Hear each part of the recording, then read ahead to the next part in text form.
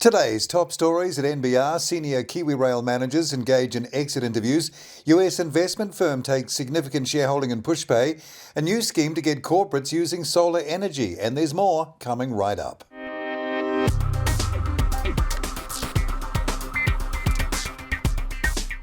Kia ora and welcome to NBR Today, a wrap of the day's top business stories from the authority in New Zealand business news since 1970, nbr.co.nz. It's Monday, November 15th. I'm Paul Brennan. Thanks again for joining us. NZX-listed Good Spirits Hospitality has agreed to buy hospitality provider Nourish Group and 10 of its venues for $21.3 million plus earnouts. Good Spirits will take ownership of Soul Bar and Bistro, Tallulah, The Chamberlain, The Brit, Andiamo, Shed 5, The Crab Shack Wellington, Pravda Cafe and Grill, and the Auckland and Queenstown Jervois Steakhouse venues. Its roster of venues will increase from 10 currently to 20. Kiwi Rail will invite senior managers who have recently left the business to engage in exit interviews with an external party, according to Acting Chair Sue McCormack. The move comes as the recent resignation of several senior Kiwi Rail executives were understood by the NBR to have resulted from concerns over Group Chief Executive Greg Miller's leadership style. The NBR first reported the link between Miller and the resignations on October 15. Miller then threatened legal action against NBR, but ultimately no action was taken after discussions between the parties' counsel. McCormack told NBR this morning that the state-owned enterprises board and management are focused on providing a great workplace for all our people and take that obligation seriously. The ACT Party argues there is not enough money to invest in infrastructure to support housing intensification in the country's biggest cities. ACT Party Environment spokesperson Simon Court raised the concerns at the first hearing of the Resource Management Enabling Housing Supply and Other Matters Amendment Bill, but denied the party opposed freeing up planning rules.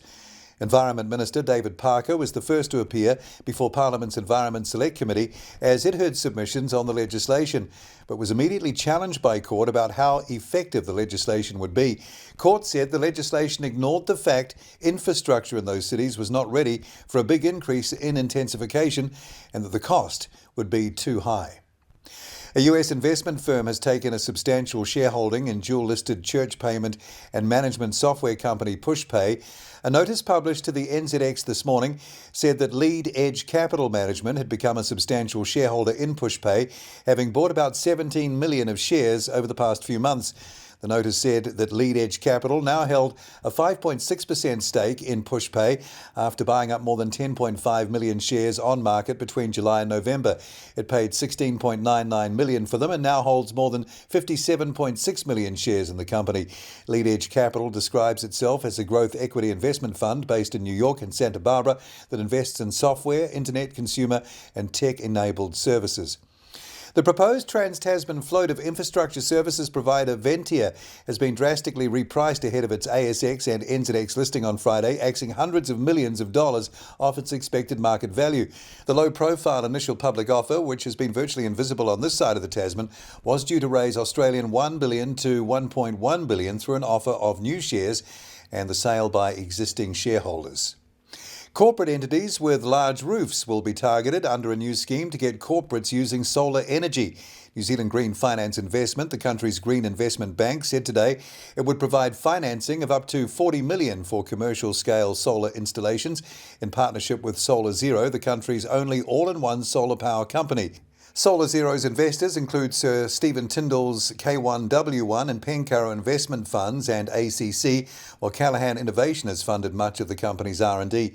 The company employs 120 people and has annual turnover of more than $10 million, but is not yet profitable. The full details of those stories and more are at nbr.co.nz right now. Tomorrow at NBR and Margin Call, Ashley Gardine looks at the impact of inflation on investment portfolios, while Robert McCulloch argues Labor's economic strategy is unravelling. I'm Paul Brennan. I look forward to being with you again tomorrow from around lunchtime for the morning's NBR trending stories. Then same time, same place, right here again from 5:30 tomorrow for another NBR Today.